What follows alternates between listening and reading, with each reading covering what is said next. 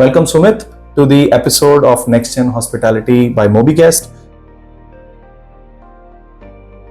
So started from scratch with hospitality. I remember my jobs still as captain in one of the hotels in Agra that I used to work with. And from that time, say 1998 to 2025, industry has changed drastically. Guests have changed drastically. More than industry, I would say guests have changed drastically.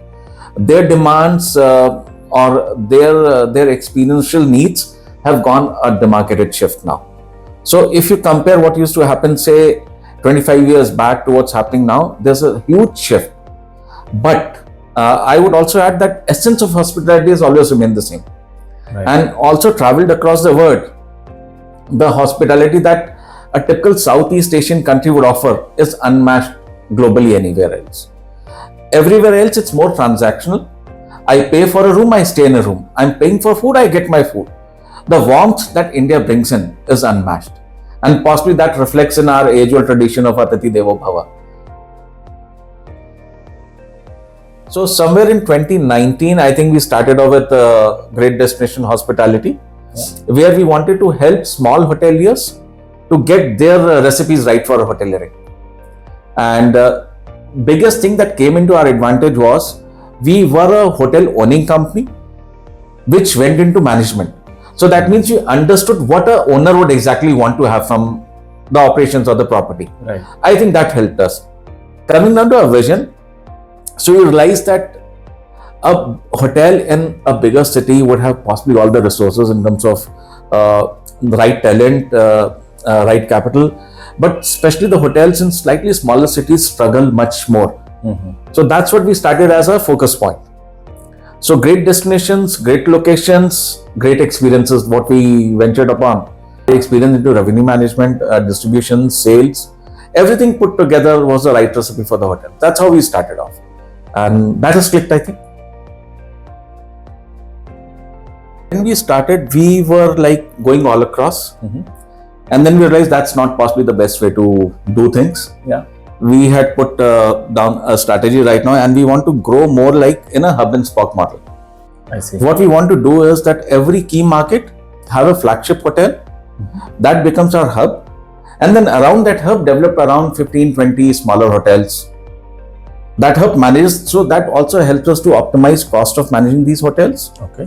Also having proper support for these hotels. That's one thing. Second thing, what we realize is that India as a country is very diverse.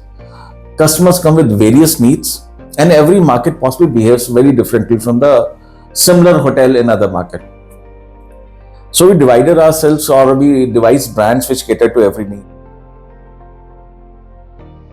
What has happened also post-COVID, which was the biggest challenge that hotels faced, a lot of manpower shifted out of hospitality. Correct.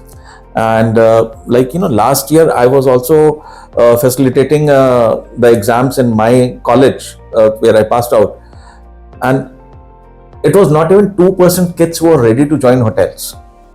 Wow. It's no wow. It was sad for me. Yeah, it's discouraging for industry which is growing so fast. And you need people, right? Yes. So that's one biggest challenge that industry is facing right now. Right. So for a hotelier, challenge was, how do you get the best manpower? Yeah. How do you train them well? And how do you retain them well? So we had two war fronts, if you say. One was making sure that guest who's coming in is happy. Second is also the staff who's working for me also remains happy and committed towards me. So one way we were fighting for the best share of guest experience. Other way we were also working on how do we make sure that our staffs are happy and they're committed. Because only a happy staff can make sure that your guest goes on happy. Again, technology if you talk about, so it became a need also because manpower was difficult. So how do you automate your things? Yeah. How do you make sure that same consistency is followed all across? And second, even guests are also getting more conversant with technologies. Right. Earlier, if you talk about say 5-10 years back, technology in hotels was only running a PMS. Correct. Or possibly integrating a building management system into your PMS. Right. So those were the two things. And hotel IT manager's role was primarily, Wi-Fi is not working in a room, go check.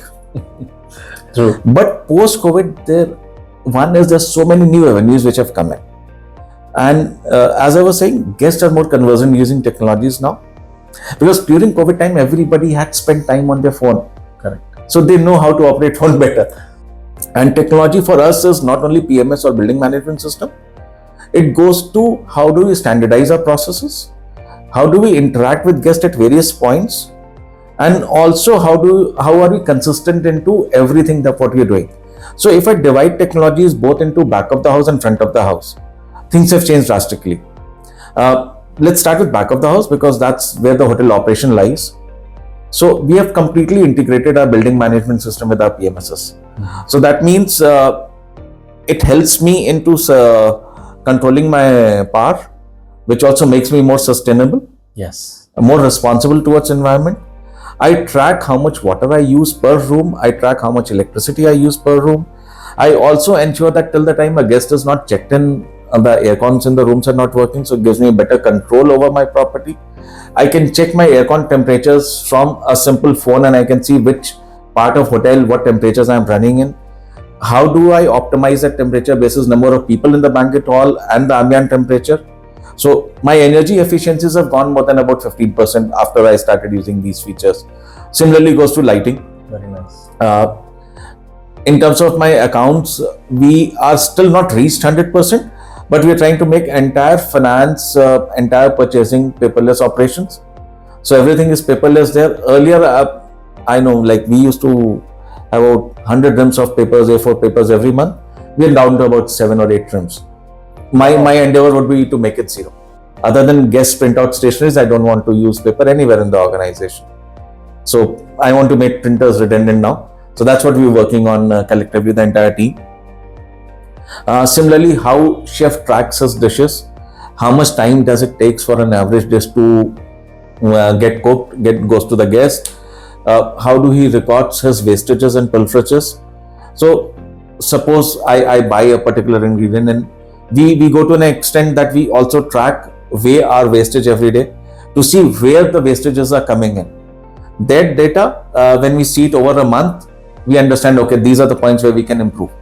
It's not more for cost, it's also more for resources not to go waste, because we all understand that we work in a world which has limited resources. Correct. So how do you optimally consume everything? Coming to guest experience, first thing that we started off with, how do we start interacting with our guests? So first is we went ahead and kind of reworked on our websites, because usually the first point of connect with the guest is he sees you either on an OTA platform or on your brand website. Right. How are we represented there? What kind of experience a guest is getting when he visits my website? So that's one thing we worked on. How do we make his reservation process more simpler? Everybody is using phone and most of the people log in using phone. Phone has most of your data already there. True. So rather than making sure guest is typing everything, how do we get things more automated? How is payment process more efficiently? Once reservations is confirmed, how do we inform guest? How do we also check his preferences, so that when he comes to the hotel, we allocate a room or an experience which he actually wants. So similarly, we understand that if you have stayed with me and you've liked a particular dish, so when you're checking in physically to the hotel, the receptionist remembers that and checks, you like our XYZ coffee, should I send a cup to your room? Where we feel challenge is how do we integrate everything to one platform? I see. So many times we see that these platforms are all good, but they don't talk to each other. Right. Or if I want these platforms to talk to each other, it's a very expensive process for me. Nobody wants to share their APIs. Everybody is like, no, this is my API, I don't share. You want it? You pay extra. Yeah. So that's a challenge which a growing or a small company like us faces right now. A little old-fashioned in our approach. We don't want to lose that human touch. Yeah. Because I personally believe that that's the essence of hospitality. Right? We are not into transactional business. We are into taking care of guest emotional needs, making sure, you talk about a business traveler. He comes back from office, probably he's not had a great meeting. Yeah.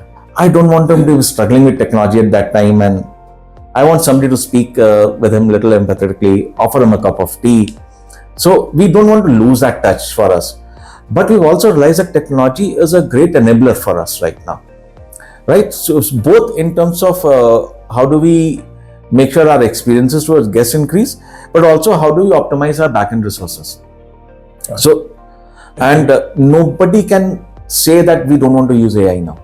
Though that's very personal thought, everybody talks about AI, majority of us don't even understand what AI can do for us. True. So you're just experimenting things there. Help us in future. One is manpower is very critical right now. Mm-hmm. Retaining talented manpower is becoming the biggest, I would say, pain for hospitality, and especially for a smaller company like us. Mm-hmm. So how do we make sure that we automate most of our processes, wherein the consistency or quality is not lost? The guy who's there, possibly if that co-worker is not best trained also, but he has all the tools to execute his job or her job. So that's where I feel AI would be a big boon to all the hotels coming in. So technology, you can't say no. Only thing is how soon we are able to adapt to it. Right now we are in a lot of hit and trials things that we're trying to do. But I'm sure like company like you're working into hospitality specific problems, and very soon we'll have most of our problems addressed through technology. Sustainable tourism, responsible tourism would increase. Religious tourism would do very well, and and I say it across all religions. Mostly we realize that we're committing more sins. We need to go and knock off our accounts. Balance sheets have to be reconciled. Good one. And so religious tourism is increasing. Solo travelers are increasing. So one way where a family would like to say spend 50,000 rupees on a room night for an experience, that market is also there. And a solo traveler who would just spend say 500 rupees for a bunk bed, that market is also there. And these markets people are not choosing those solo travelers because of cost. They want to experience things differently. That's why they're choosing it. True. So cost is there, but also people want to experience all kinds of vacation. We are a very young company, but we're also a very hungry company. Our appetite is large. So we are trying to open, say, a hotel every 20 days right now.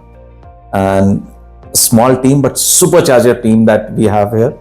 Next project that we are opening a microbrewery and a hotel in town in Karnataka known as Kulburgi. Okay. We are also focusing on a property in Jim Corbett. That's a luxury resort that we are doing there. Mm-hmm. Rajasthan is on our radar, and we should have 3 or 4 properties by this year in Rajasthan.